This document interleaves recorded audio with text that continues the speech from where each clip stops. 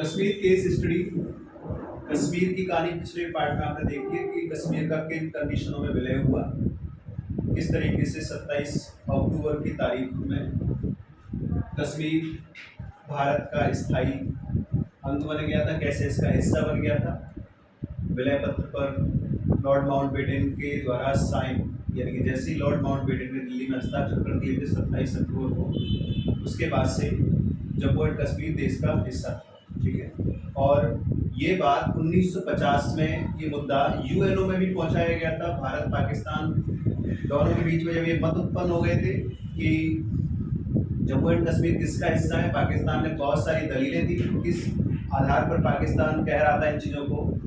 तो भारत के पास स्पष्टीकरण के लिए जो चीज़ें बची थी वो सिर्फ चीज़ें ये थी कि उसके पास सिर्फ एक वो दस्तावेज था जिसमें हरी सिंह, जो कि जम्मू एंड कश्मीर रियासत के राजा थे, उनके द्वारा उसमें ये चीज़ इस चीज़ को स्वीकारा गया था कि जम्मू एंड कश्मीर देश का हिस्सा है। ठीक है,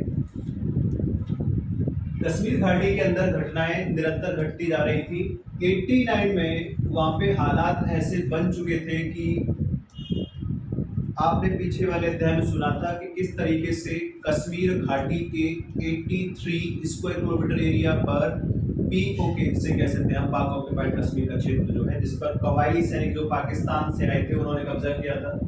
2,22,236 स्क्वायर किलोमीटर एरिया का जो राउंड फिगर लैंड था, ठीक है, उस पर कब्जा कैसे किया गया और आज के समय में वहाँ की कंडीशन आप जानती हैं कि कितना क्षेत्र हमारे पास है। 1989 में हालात इतने भयावह बन चुके थे कि वहाँ पर जो पाकिस्तान से आने वाले कबायलीज थे, इन्होंने वहाँ के हिंदू लोगों पर, जो आबादी 3 लाख से 6 लाख के मध्य हुआ करती थी, इस आबादी में सर्वाधिक कश्मीरी पंडित ही थे।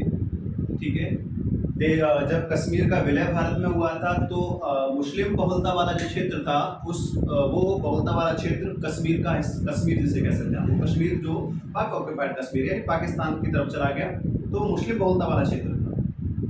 1950 में पाकिस्तान ने इस चीज़ पर दलील दी थी। पाकिस्तान ने इस बारे में बताया था कि राजा को चाहिए था कि राजा कश्मीर का विलय भारत में ना करके पाकिस्तान में करते, क्योंकि कश्मीर की अधिकतम आबादी जो थी वो मुस्लिम थी। लेकिन देश आज़ाद हुआ था तो राजाओं को ये शक्ति दे दी गई थी, राजाओं के पास ये अधिकार था कि राजा अपने संयम के आधार पर उसका विलय करें, जिसमें चाहे उसको मिल सकते हैं, अपनी बुद्धि के आधार पर, अपने संयम के आधार पर, ये उनके पास शक्ति थी। तो राजा का जो विलय था वो भारत के साथ था, वो एक तरीके से कानूनी था। इस बात को यूएनओ ने स्वीकार कर लिया, तो जम्मू एंड कश्मीर को भारत का ही हिस्सा यूएनओ ने भी 1950 में बताया था। 1950 में ये बात उन्होंने स्वयं स्वीकार की। उसके बावजूद भी कई प्रकार की रंजिशें चलती गई। 1989 में ऐसे हालात बन चुके थे 1989 के अंदर कि यहाँ पर कबायली यानी कि मुस्लिम हिंदुओं के विरोध में हो गए थे। ये वही लोग थे जो पाकिस्तान से भारत आए थे। ठीक है, ये वो लोग थे। कहानी है जनवरी से जो स्टार्ट होती है, जनवरी 1990 की कहानी है। आप इसमें पढ़ेंगे 90 जनवरी 1990 के दिन से लेकर के रात तक की घटना। 90 जनवरी जो मूवी बन रही है ना, कश्मीरी फाइल्स जो मूवी बनी हुई है, कश्मीरी फाइल्स में जो मुद्दे सामने आए हैं निकल के, वो हम इस एक दिन से लेकर के, यहाँ से लेकर के कहानी स्टार्ट की गई है उसमें, और इसके इस दिन के आसपास यानी 1990 की कहानी इसमें रखी गई। उस कहानी में क्या हुआ है उस चीज को आप समझेंगे। इस दिन नए अधिकारी बने थे जगमोहन जी। तो जगमोहन जी इस दिन नए गवर्नर बन के गए थे जम्मू एंड कश्मीर के। नाम था जगमोहन। ये नए गवर्नर थे, तो न्यू गवर्नर कैसे?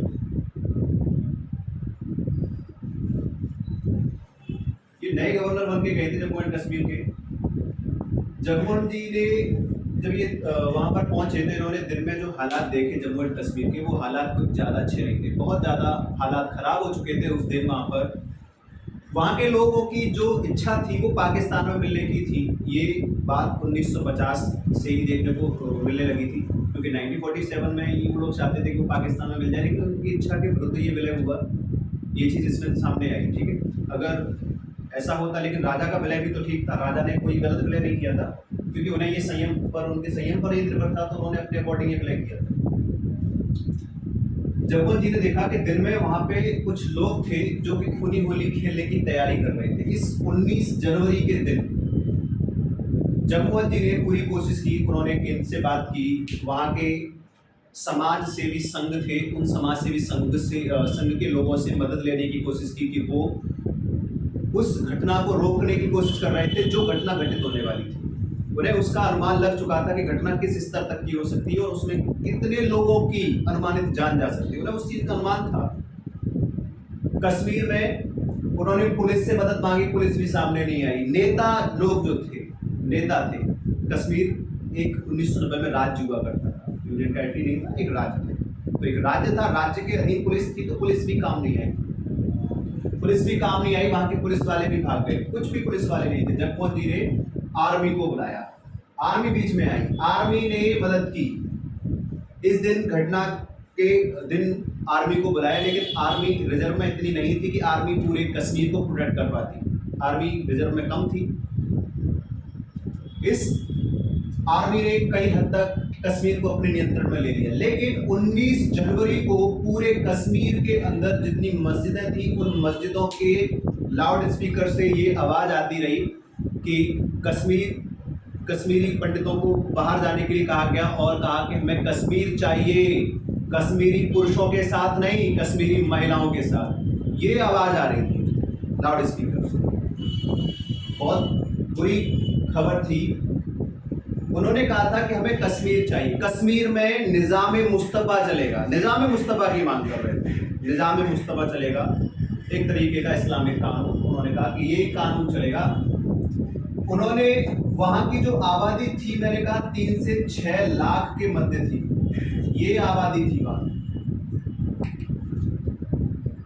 इस आबादी में लगभग 5 लाख लोग मारे गए थे, इस आबादी में लगभग 5 लाख लोग मारे गए थे। ये तो अनुमानित आंकड़ा है, बहुत सारी रिपोर्टें ऐसी थी, बहुत सारे ऐसे मसले थे, बहुत सारे ऐसे केस थे जिनको दर्ज ही नहीं किया गया, जो कभी थाने तक पहुंचे ही नहीं, किसी प्रशासन तक पहुंचे ही नहीं, उन्हें दबा दिया गया। जो मुस्लिम परिवार हिंदू परिवारों की मदद कर रहे थे, उन्हें भी उसी तरीके से दबा दिया गया, उन्हें नस्तो नाबूद कर दिया गया, खत्म कर दिया गया। जो कश्मीरी पंडितों के साथ हो रहा था, कश्मीर में रहने वाले हिंदुओं के साथ हो रहा था, उन्हें कागज चॉइसेस दी गई, उन्हें 3 चॉइसेस दी गई थी। पहली बात उनसे कही गई थी कि धर्म बदलो, धर्म बदलो, चेंज योर रिलीजन, धर्म बदलने को कहा गया। अगर धर्म नहीं बदल सकते तो भाग जाओ। दूसरी चॉइस दी गई, भाग जाओ।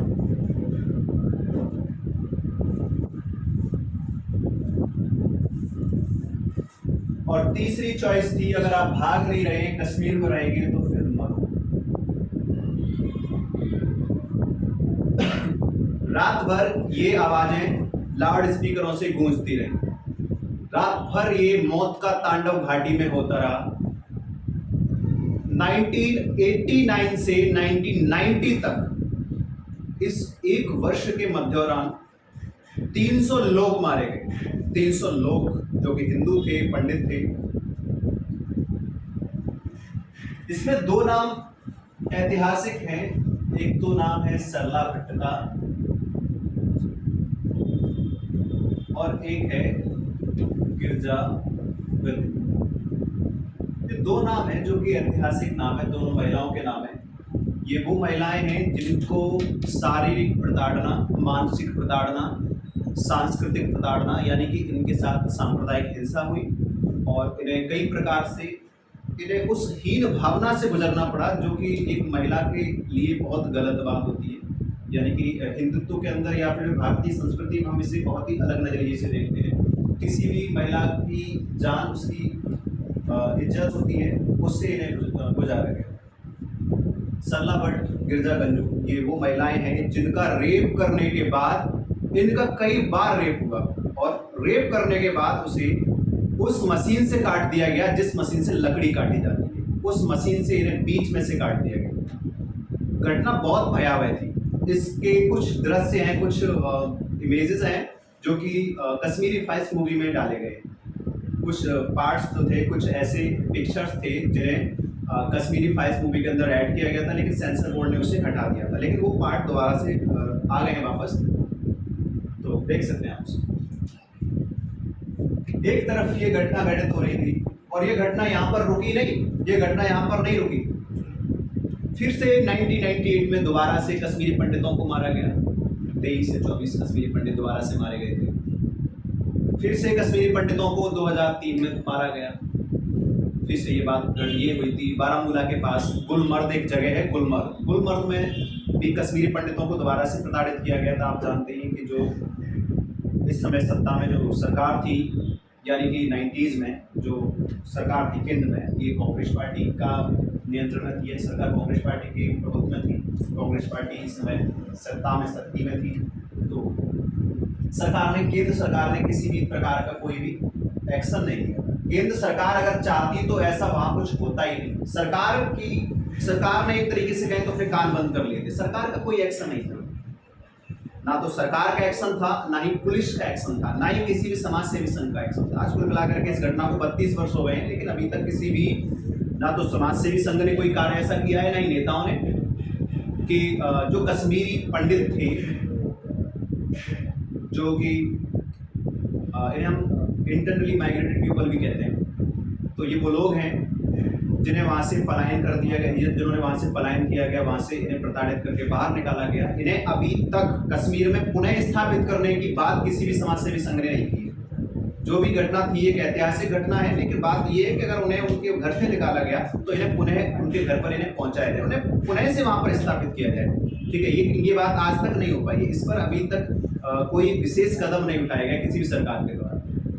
बात अच्छी है, बीजेपी सरकार सत्ता में आई, सत्ता ने उन पर कश्मीर को लेकर के एक विशेष मुद्दा बनाया और जो चीज़ें कश्मीर के विषय में दबी हुई थी उनको सामने लेकर के उजागर की है। कश्मीर आज भी एक विवाद का कारण है। कारण इसका यही है, जब कश्मीर का भारत में विलय हुआ तो बात हुई थी प्लीविसाइड की। प्लीविसाइड अभी तक नहीं हुआ। ये बात प्लीविसाइड अगर एक बार हो जाता तो शायद ये जो सांप्रदायिक हिंसा है ये ना हो।